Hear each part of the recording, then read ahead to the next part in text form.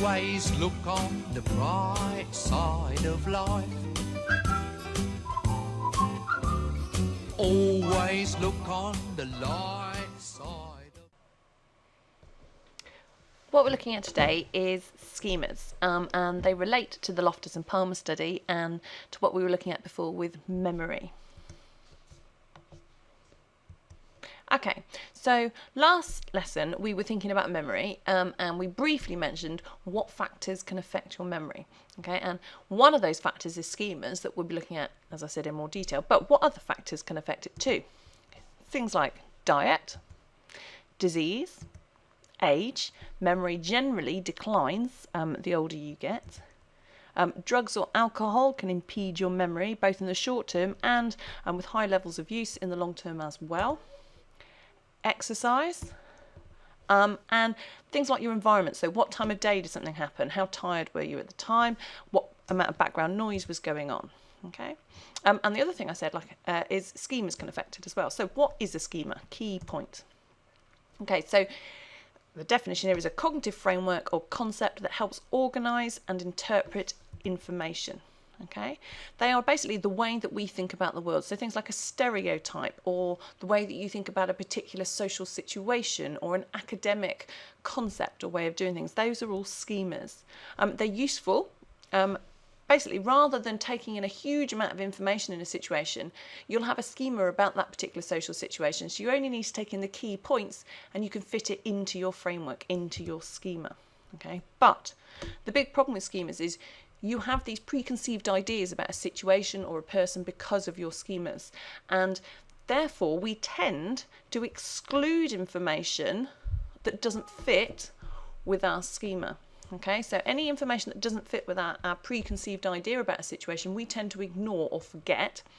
And actually what we can do is falsely insert information that we believe should have been in a situation that wasn't. So it's focusing on information that confirms our pre-existing beliefs and ideas and ignoring information that doesn't. And I'll give you some examples of that as we go through to hopefully help you understand the concept.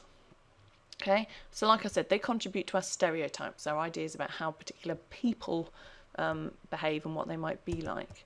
Okay, so for example, if I show you that figure, as you can see on the screen, okay, you will probably use your schemas, your preconceived ideas, to decide what that is. Okay, when it's a clear, ambiguous. Sorry, it clearly is an ambiguous figure. You may well have perceived that as a squirrel. You may well have perceived that as a swan. You may well have seen it as something else. But it's your preconceived ideas, your schemas, that will have allowed you to fill in the gaps in terms of that picture and make it into an image of something. Okay, so this is a constructive approach, it's called, to memory. And it was proposed by Bartlett in 1932. And what he was saying is, okay, memory is not an accurate account.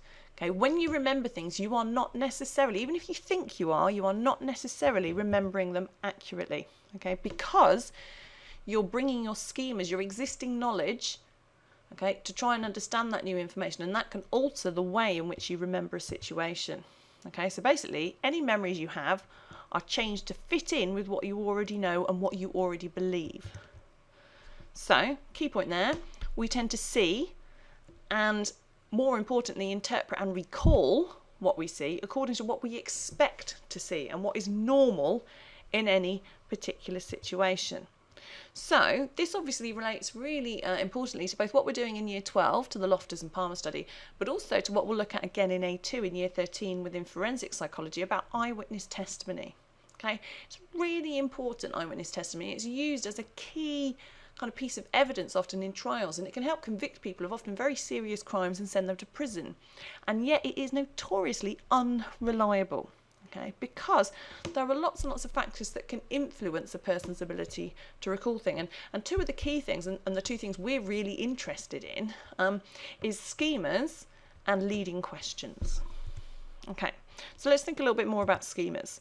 So as I said already, these are your mental structures, your ideas, your preconceived ideas about a particular aspect of the world, and that could be an object, it could be an event, it could even be a person. So for example, you probably have a stereotyped idea of what a policeman is like, or what a nurse or a doctor or a teacher is like. Okay, you've got these schemas about what a teacher is like, and that's going to influence the way you perceive somebody when you first meet them, or the way you remember them probably. Okay. So they help us make sense of the world. Okay, and we can identify things very, very quickly without having to take in every single aspect of information because of our schemas.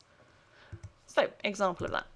So if I said to you, okay, this thing has a large metal door, buttons and knobs, gets hot inside and has metal rings on top, I would hope you could fit that information into the schemas, into the ideas that you hold in your head, and you'd probably realise it's a cooker. Okay, you don't need to have seen the particular cooker I'm describing before to know that that's what I'm talking about, because you have these schemas, these ideas about what a cooker is. Okay, so as long as this cooker isn't totally bizarre and doesn't fit the standard idea of a cooker at all, by describing just those few key points, even if you've not seen the actual cooker, you'd be able to identify it as a cooker. Okay, so how could we relate that to possibly eyewitness testimony? So you've been witness to a serious car accident. That's obviously going to be a highly emotive event. There's going to be lots of adrenaline, you know, a big thing. And during the police interview, you describe the scene of the accident. You describe broken glass on the road. Okay, but key point, is that because broken glass was actually there? Or because of what you've seen in films, on television, or maybe you've witnessed or been involved in a car crash before? Is that what you would expect to see during a car crash? Okay, and this is the key thing. People often imagine things or misremember things as being there because they would expect them to be there, rather than because they were actually there. And if the police were to ask you a leading question around that, that might make you even more likely to remember broken glass when there hadn't actually been some. Okay, this study isn't the core study, but it's a really nice, interesting study that illustrates the key point about schemas and how they can affect your memories of events. So Brewer and Treyans did a study about the effect of schemas on visual memory. So what they did, they got 30 participants to come along, and they had to wait in a room for 35 seconds. So they'd been called, they knew they were taking part in the experiment, but they didn't realise what the actual experiment was. So there's some element of deception here. So they waited in a waiting room for 35 seconds. Okay, the waiting room was planned like an office. Okay, so there were objects that you would expect to have in an office, things like a desk and a calendar. Okay, so that's compatible. That fits with your office schema in your head. But then there were some incompatible objects in there as well. So there was a skull up on the side. There were some pliers. Okay, things that don't fit with your standard office schema. Okay, after they'd then done whatever it was that they thought was the experiment, they were then asked to give an unexpected recall test about that initial waiting room. What did they find? Now, they found that the objects that were more likely to be recalled were typical office objects. So whereas you might think, oh, well, they'd be more likely to remember the skull because it's unusual and it's odd, actually, they were significantly less likely to recall those odd items, okay, and significantly more likely to recall the typical office things, the things like the desk, the calendar. Okay, so the skull was actually only recalled by 8 out of 30 participants. Okay, so not many at all. And even more interestingly, they actually added in items that you would expect to be in an office. Okay, so the things that fit your office schema that weren't actually there in the first place. So people recalled pens and books, even though neither of those items were in the initial room. Okay, they also falsely recalled where objects were placed.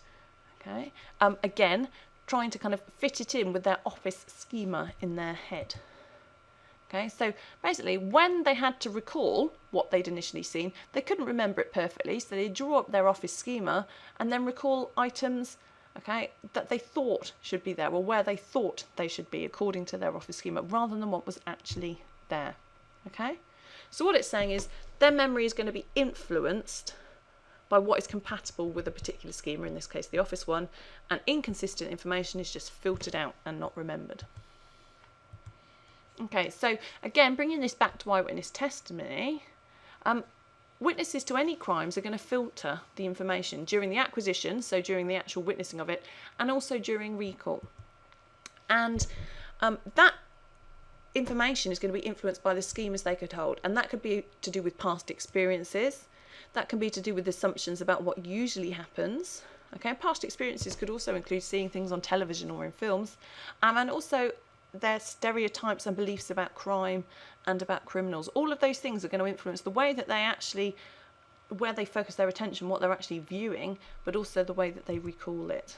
Okay, and therefore distortions, inaccuracies can creep in, and the witness won't realise this. They are absolutely convinced they have remembered and seen this accurately, but distortions can occur without the participant, or the witness actually realising this. And the other key thing is leading questions, and we talked a bit about this when we were looking at Freud. Okay, so in common law, things rely on testimony by witnesses. Okay, and what a leading question is classed as a question that suggests the answer or contains the information that the examiner is looking for. So, an example: a question might be, "You were at Duffy's bar on the night of July 15th, weren't you?" Okay, the way that question should be worded to stop it being a leading question is, "Where were you on the night of July 15th?" Okay. So asking a leading question is a way of putting information into a witness's mind, and they may then, without realising it, incorporate that information into their memory and believe they were somewhere or saw something that they didn't. Okay. Just as a kind of a last aside point relating to eyewitness testimonies, there was a study done in Norway, and what they did is they compiled 12 key questions about memory, okay, to see how much people actually knew about eyewitness memory. And they put them to 857 licensed members of the Norwegian Psychological Association. Okay, and the correct answers were based on the latest consensus of findings in the field of memory research. Okay, now interestingly, of those 12 questions, the Norwegian psychologists scored an average of just 63% correct.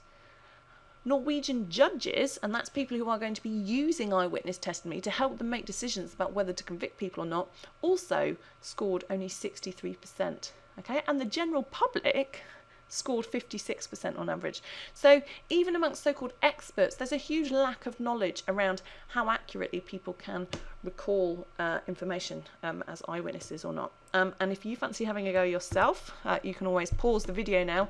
These are the 12 questions that were included in that study, and you might be quite interested to have a go at those and see how many you actually can get right, and you might be quite interested in some of the answers. So if you want to pause it and have a go at those questions, do. The answers are on the next slide. There you go, so you can have a go at marking yourself and see how many you score on those eyewitness questions.